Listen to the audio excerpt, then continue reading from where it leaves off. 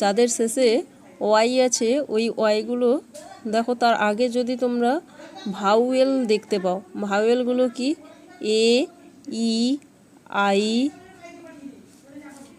A E I O U, এইগুলো যদি থাকে তাহলে আমরা সেক্ষেত্রে শুধু এস যোগ করে প্লুরাল করব। তাহলে কী হবে? B O Y S, boys.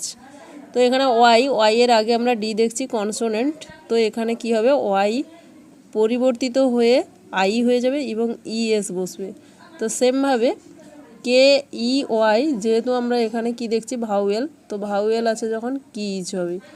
Copy CO, এখানে আমরা কি দেখছি? কনসোনেন্ট, তো C O P I E S, Y change হয়ে আই হলো এবং ইএস। এবং নেক্সট দুটো একই রকমভাবে কী হবে তোমরা কমেন্টে জানাবে।